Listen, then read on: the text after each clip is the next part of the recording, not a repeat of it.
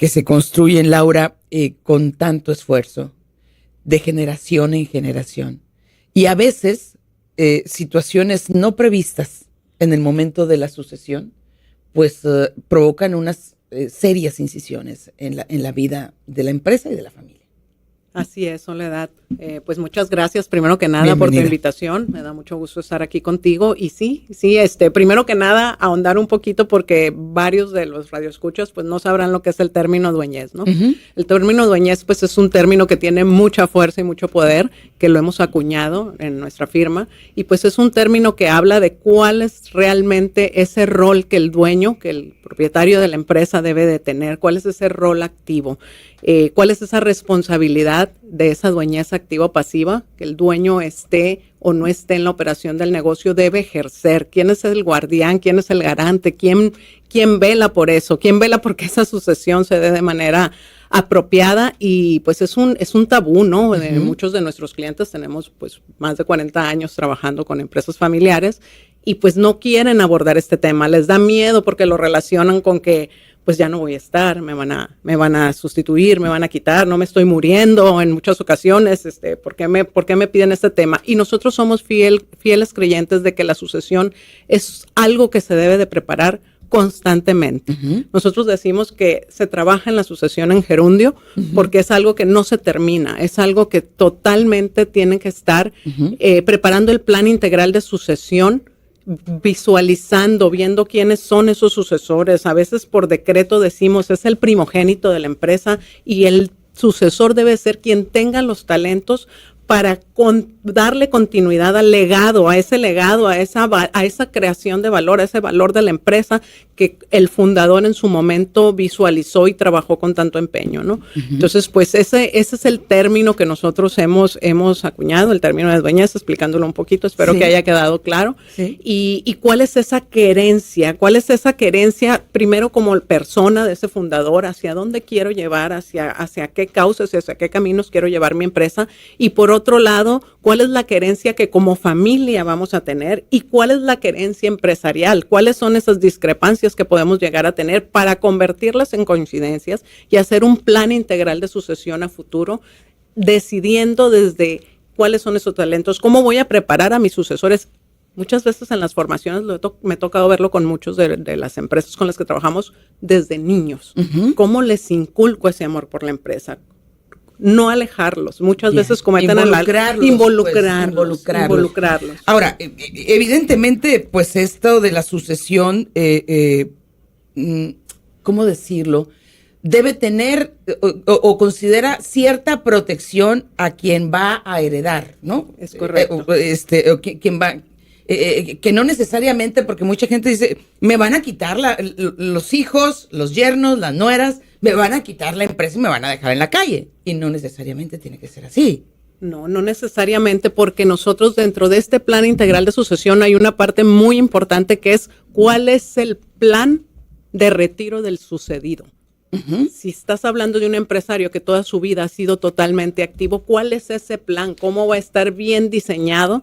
Y los que se quedan, ¿cómo va a estar bien para que la empresa siga trabajando en armonía? Para que todo, a veces creen, y disculpa que voy a comentar esto, que ya porque ya hicimos un protocolo familiar super wow y trajimos a la firma de España o de tal parte del mundo, ya tenemos ese documento que es una Biblia y sobre eso están marcados todos los estatutos de cómo va a seguir la empresa. No. El protocolo es un ente viviente, porque hay cambios, porque entran nuevos actores, nuevos integrantes, se presentan nuevas situaciones en el entorno, uh-huh, y ese protocolo tiene que estar constantemente vigente para ir haciendo y revisando cuáles son esos cambios. No es algo que normalmente toman y guardan en un cajón. Sí. El protocolo no te va a resolver la sucesión, es una parte es una herramienta uh-huh, pero hay que tener bien establecidas cuáles son esas bases hacia todos los miembros de la familia, como te decía en un inicio, ya sean activos o pasivos. ¿Cuál es esa responsabilidad que a mí por decreto me tocó en esta empresa, aunque yo no esté en la operación del negocio, desde llegar a una reunión de consejo familiar o reunión de consejo de administración? Y es lo que expreso tiene una responsabilidad. Lo que yo comento fuera de, uh-huh, con mis familia cercana, con mi familia, con mi esposa, con mis hijos, eso es, y ese inculcar nos ha tocado casos muy bonitos que vemos cómo desde un principio y desde muy pequeños inculcan ese amor por la empresa, que lo traen bien grabado, y no nada más decir yo tengo el derecho y está decretado que yo soy el sucesor porque me apellido tal o cual o porque soy miembro de tal o cual. Ahora, ¿esto se hace ante notario? ¿Cómo se hace? Esto es ante ti y ante tu organización. El plan integral de sucesión, que es algo, es un trabajo muy bonito porque lo vienes construyendo dentro de la empresa, pero es algo a lo que le tienes que dar seguimiento y lo tienes que marcar como en la agenda como prioritario. No es algo que vas a tener y que solamente lo vas a dejar ahí como otro y me va a ganar la operación, entonces no lo voy a decretar. Parte de la dueñez no es solo la operación. ¿Cuál es tu visión hacia futuro? ¿Cuál es hacia qué rumbo quieres llevar la empresa? ¿Y qué vas a hacer para que tu empresa valga más? Valga más para ti, para las siguientes generaciones, para tu familia, para tu sociedad, porque todo eso al final, tú sabes que si una empresa es exitosa, se permea y llega hacia todas las bases, hacia nuestra sociedad, tiene un impacto en generación de empleos, tiene un impacto en lo que proyectamos, tiene un impacto en cómo nos voltean a ver dentro de nuestra región, dentro de nuestro país como empresas exitosas. Entonces, el plan integral de sucesión tiene varias, yo te traje aquí con todo cariño a regalar un libro sí, que acabamos de publicar con Penguin Random House. El autor de este libro pues es el presidente de la firma, Carlos Dumois, y el socio fundador, que es Guillermo Gutiérrez. Y es un libro muy práctico donde vienen casos que pues a nosotros a través de estos 40 años nos ha tocado vivir y cómo estos empresarios han tenido una sucesión exitosa, porque también nos ha tocado ver casos de empresas demasiado tristes donde no han querido formar a los hijos, donde no han querido trabajar en este plan integral de sucesión. Al final se van en algún momento y a veces tempranamente, y vienen una serie de problemas que se han llegado a perder las empresas en su totalidad. Claro, ahora, cuando escuchamos estos temas de la sucesión y de la empresa y demás, a lo mejor tendemos a considerar grandes firmas, grandes empresas, pero creo que cabe para cualquier tamaño de empresa, ¿no? Así es, cabe hasta dentro de nuestra propia casa. ¿Cómo vamos a dejar estructuradas nuestras reglas dentro de nuestro propio rol o dentro de nuestro propio puesto? ¿Quién va a darle continuidad a eso dentro de la empresa para que siga llevando el cauce hacia ese proyecto a futuro que hemos definido? Ahora, ¿cada cuánto sugieren ustedes que ya que hay un plan de sucesión se vaya revisando? No sé, cada año, porque estoy pensando, por ejemplo, en que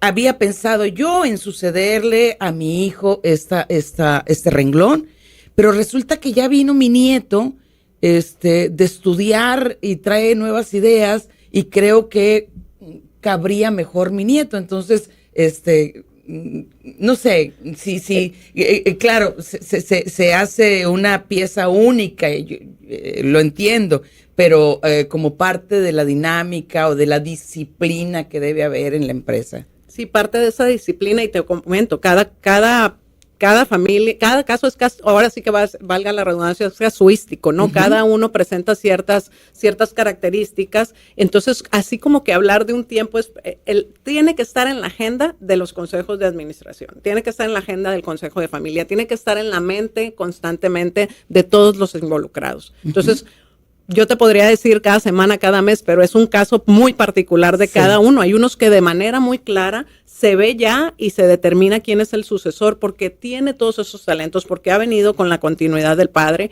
y pues bueno, tiene todas las características para seguir llevando la empresa con su misma misión, con sus mismos valores, con su mismo objetivo de hacia dónde va la empresa. Y se nos han presentado muchos casos donde dicen, yo ya tengo resuelta la sucesión. Tenemos un caso de un empresario, por ejemplo, en Puerto Rico, que eran maquinarias enormes y él decía, es que mi hija me va a suceder, pero eso lo había determinado él. Nunca volteó a ver la querencia de la hija. ¿Cuál era esa querencia de ella? Hasta que un día ella nos dice en un proceso, es que yo no me veo aquí, a mí no me interesa esto.